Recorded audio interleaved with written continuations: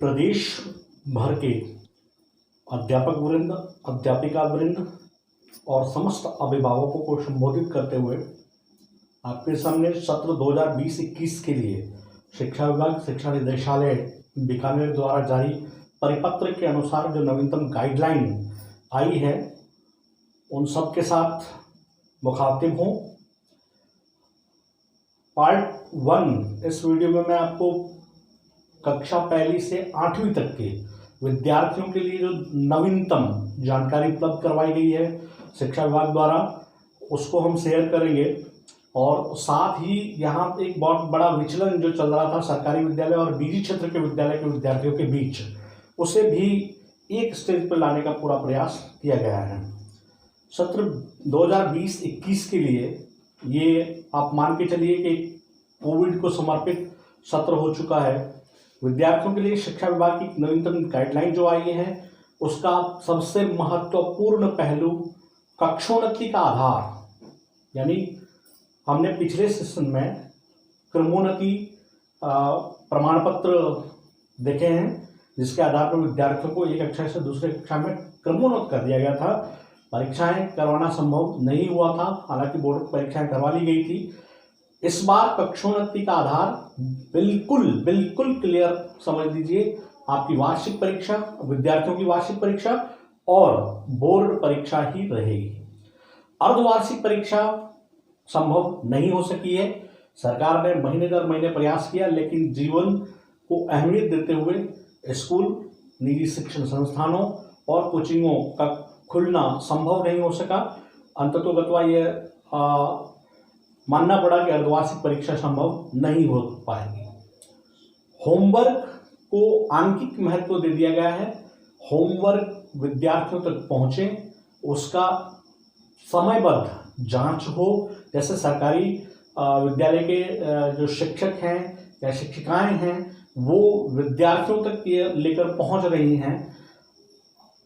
Homework विद्यार्थियों तक पहुंचे, उनकी जांच हो और उसको आधार बनाया जाए विद्यार्थियों का कक्षोन्नति या उनके पास होने के लिए। वार्षिक परीक्षा आयोजन और बोर्ड परीक्षाओं के कार्यक्रम की संभावित योजना सरकार ने अपनी मंशा प्रकट कर दी है। 15 मई के पश्चात की तारीख है बोर्ड परीक्षा के लिए अभी प्रस्तावित हुई है, लेकिन इसमें एक बड़ा आधार या बड़ा आप कह सकते हैं क्लैरिफिकेशन आ सकता है आने वाले समय में, जब ये तय कर दिया जाएगा कि मार्च का अंतिम सप्ताह और मई के अंतिम सप्ताह के बीच परीक्षाओं का एक बड़ा दौर चलेगा और यहाँ तय करना होगा कि बोर्ड परीक्षाएं पहले हो रही हैं या लोकल परीक्षाओं को पहले कंडक्ट कर लिया जाएगा। लेकिन एक स्थिति साफ है जो एक बार पहले हो चुका है, यहाँ पर प्रायोगिक परीक्षाएं जो हैं वो मुख्य परीक्षाओं के बाद हो सकती है।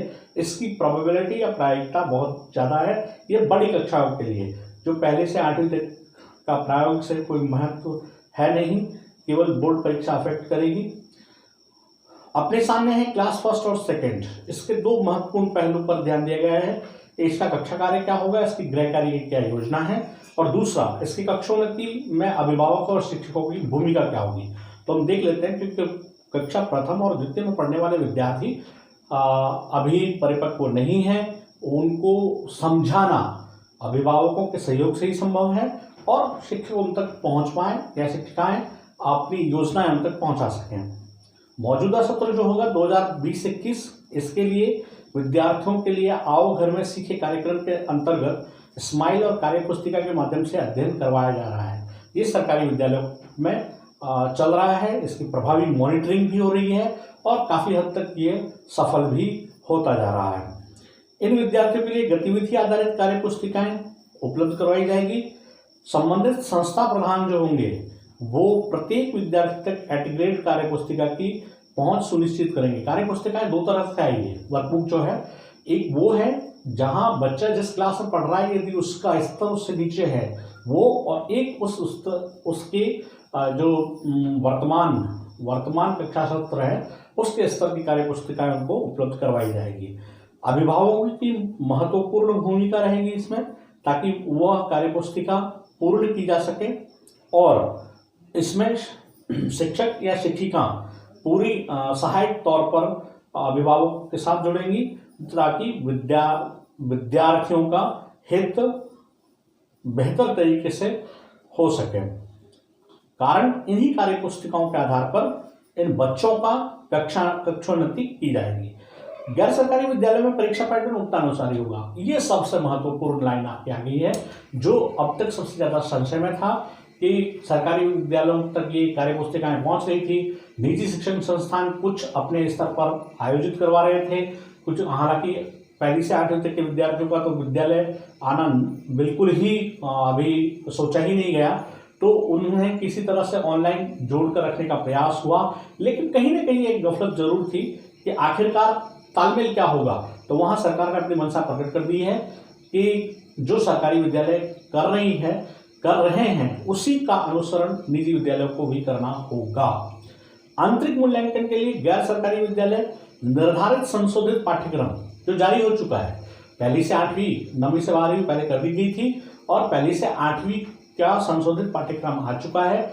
बहुत अच्छे से बात समझाया जा चुका है उसमें कि कौन से पाठ को हटा दिया गया है, किन पाठ को पढ़ना है, किस तरह से गृह कार्य उसमें बनाना है, और इन संशोधित पाठ्यक्रम के अनुरूप ही गृह कार्य तैयार करके विद्यार्थियों को उपलब्ध करवाया जाए। और निजी विद्यालय में पढ़ने वाले विद्यार्थियों के लिए भी एक गाइडलाइन है कि वो वेबसाइट पर, सरकार की जो वेबसाइट है उस पर जो उपलब्ध कार्य पुस्तिकाएं हैं उसका उपयोग वो बेहतर तरीके से कर सकते हैं। ऑनलाइन शिक्षण नहीं लेने वाले विद्यार्थी, ये एक बड़ा समूह है, क्योंकि गांव ढाणियों में बसने वाले विद्यार्थियों तक हो सकता है एंड्रॉयड मोबाइल की सुविधा उपलब्ध नहीं हो, उनके पास लैपटॉप नहीं हो, उनके पास कंप्यूटर नहीं हो, ये सारी प्रायिकताएं हैं। तो इससे बचने के लिए सरकार ने अपना मानस तय किया है कि विद्यार्थियों के अभिभावकों को भी गृह कार्य से पहुंचाने की प्रक्रिया तक जोड़ा जाए। इसके लिए अभिभावकों को विद्यालय या किसी संस्थान में बुलाने की बजाय हम उन तक पहुंचे ताकि कोविड की गाइडलाइन को हम पूर्ण रूप में फॉलो कर सकें। ये पहली और दूसरी कक्षा में पढ़ने वाले बच्चों के लिए था। सामान्य रूप से अगर मैं एक निष्कर्ष के तौर पर कहूँ तो केवल इतना है, कार्य पुस्तिकाएं जो सरकार बना चुकी है, जो कुछ अभी आने वाली हैं, वो विद्यार्थियों तक पहुंचाना है, अभिभावकों को अपने साथ जोड़ना है।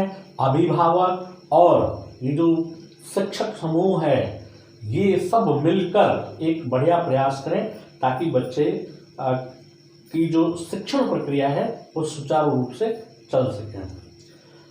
अब इससे थोड़ा सा बड़ा ग्रुप, जहां क्लास 3rd to 5th, तीसरी से 5वीं के विद्यार्थियों की बात होगी। आओ घर में सीखे, वो स्माइल 2 कार्यक्रम चल रहा है, गृह कार्य निरंतर उनको पहुंचाया जा रहा है। RSCRT ने पाठ्यक्रम का संक्षिप्तीकरण कर दिया है, जिसे वेबसाइट पर डाल दिया गया है। और मैं आपकी जानकारी के लिए बता दूं कि हम उस पाठ्यक्रम को भी एक वीडियो के माध्यम से अच्छे से समझेंगे। कक्षोन्नति का आधार वही अंतिम वार्षिक परीक्षा होगी और एडग्रेड कार्य पुस्तिकाएं विद्यार्थियों तक पहुंचाई जा रही है।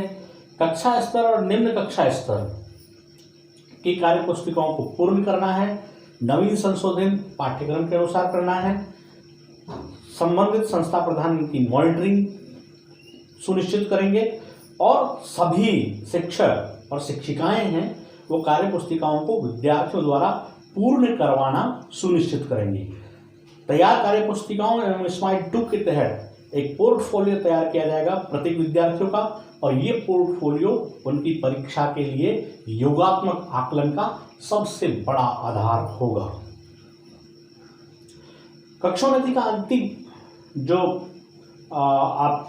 आधार जो बता रखा है हमने कि अंतिम परीक्षा होगी, मतलब वार्षिक परीक्षा होगी, उसका योगात्मक आकलन होगा। अब सबसे बड़ी स्थिति स्पष्ट कर रहे हैं कि अंक कैसे प्रदान किए जाएंगे। मान लीजिए अगर प्रति विषय 100 अंक निर्धारित कर दिए जाए तो जो 50% अंक है यानी 50 अंक वो प्रदान किए जाएंगे गुरुजनों द्वारा कार्य पुस्तिका के आधार पर, गृह कार्य के आधार पर, और जो बच्चे का पोर्टफोलियो तैयार हो रहा है, जो फाइल तैयार हो रही है, इन तीनों को मिलाकर उसे 50 में से अंक प्रदान किए जाएंगे। अर्थात जो शिक्षक या शिक्षिका विद्यार्थियों तक पहुंच रही हैं, उनका पोर्टफोलियो बना रही हैं, उनको गृह कार्य दे रही हैं, उनका गृह कार्य संकलित कर रही हैं और उनकी कार्य पुस्तिकाओं को पूरा करवा रही हैं, उसी सब प्रयासों में से 50 में से अंक विद्यार्थियों को दिए जाएंगे। 10% अंक मौखिक परीक्षा के लिए होगा और 40% अंकों की एक लिखित परीक्षा का आयोजन वार्षिक परीक्षा या अंतिम परीक्षा के रूप में होगा। इस तरह से विद्यार्थियों का मूल्यांकन तय कर दिया गया है, जो अब तक सामने नहीं आया था और यहां से एकदम स्पष्ट स्थिति हो चुकी है। बस इसी पैटर्न के आधार पर जो 5वीं की बोर्ड परीक्षा है वो भी आयोजित होगी और गैर सरकारी विद्यालयों को भी इसी पैटर्न के अनुरूप चलना होगा। यही कार्यविधि अपनानी होगी और इन्हीं क्रियाविधि के आधार पर अपने बच्चों की कक्षोन्नति तय करनी होगी। वो अपना अलग से कोई फॉर्मूला वहां पे इंप्लीमेंटेशन नहीं कर सकते। अंतरिम मूल्यांकन के लिए गैर सरकारी विद्यालय निर्धारित संशोधित पाठ्यक्रम के अनुरूप गृह कार्य तैयार कर विद्यार्थियों को उपलब्ध करवाएंगे। ये स्पष्ट दिशा निर्देश जारी हो चुके हैं कि आप अपना एक होमवर्क पैनल बना लीजिए और ये विद्यार्थियों तक पहुंचाइए और ये सारी जो क्रियान्विति हो रही है इसके साथ जुड़िए। इस हेतु विभागीय वेबसाइट पर उपलब्ध कराई जाने वाली कार्य पुस्तिकाओं का उपयोग भी किया जा सकता है। विभाग ने अपने स्तर पे ये सारी वेबसाइट पे डाल रखी है और निजी शिक्षण संस्थान इसका बेहतर उपयोग कर सकता है। ऑनलाइन शिक्षण अगर कोई विद्यार्थी नहीं ले रहा है तो वही बात जो हमने पहली दूसरी के बच्चों के लिए कही, हमें अभिभावकों तक जुड़ना है। जरूरी नहीं है कि उनको हम अपनी संस्थान में ही इकट्ठा कर लें, हम कोविड की गाइडलाइन की पूरी पालना करें और अपने जो लक्ष्य हैं उन तक पहुंचाएं। और अब आपका बड़ा समूह जहां बच्चा कुछ समझ रहा है, क्लास 6 to 8 छठी से 8वीं तक के बच्चों के लिए, और इसमें सबसे महत्वपूर्ण हो गया आपके 8वीं के बच्चे, क्योंकि वो प्रारंभिक बोर्ड परीक्षा दे रहे हैं। कक्षोन्नति का आधार वही है, मूल्यांकन का तरीका जो हमने आपको अभी 100 अंकों का मैंने क्लैरिफाई करा था वही है, और 8वीं कक्षा के बच्चों के लिए बोर्ड परीक्षा का आयोजन होगा, ये स्पष्ट कर दिया गया है। अंक विभाजन परीक्षा, प्रश्न पत्र का पैटर्न 9 से 12 में जो प्रावधान है उसके अनुसार, मैं यहाँ स्पष्ट कर दूं कि 9 से 12 के प्रावधान का क्या मतलब है। सरकार ने अभी जो गाइडलाइन जारी की है उसमें एक स्पष्ट उल्लेख किया है कि बहुचयनात्मक प्रश्नों का समावेश ज्यादा होगा। अर्थात मैं आपको कुछ साल पहले बैक में ले जा रहा हूँ, वहां पेपर जब बोर्ड परीक्षाएं होती थी या लोकल परीक्षाएं होती थी तो पेपर 2 आधार पर आता था, एक अ भाग होता था, दूसरा ब भाग होता था। बस अ भाग के पैटर्न को वापस ये रिपीट करेंगे और बहुचयनात्मक रिक्त स्थान वाले सवाल, मिलान वाले सवाल, इन सवालों का एक अभ्यासमाला भी विद्यार्थियों तक पहुंचाई जाएगी और उसी के आधार पर उनके क्वेश्चन उसमें शामिल किए जाएंगे। अति लघुत्तरात्मक और लघुत्तरात्मक प्रश्न में आपको विद्यार्थियों को विकल्प उपलब्ध करवाए जाएंगे।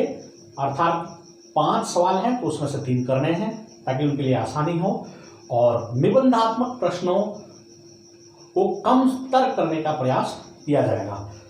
और सीधा और आपको सरल भाषा में कहूं तो प्रश्न पत्र का स्तर सरलीकृत होगा, यानी सरल किया जाएगा इसे, ताकि आम विद्यार्थियों तक प्रश्न पत्र जो पहुंचेगा तो उसका स्तर इतना कठिन नहीं हो कि वो उसको कवर नहीं कर सके।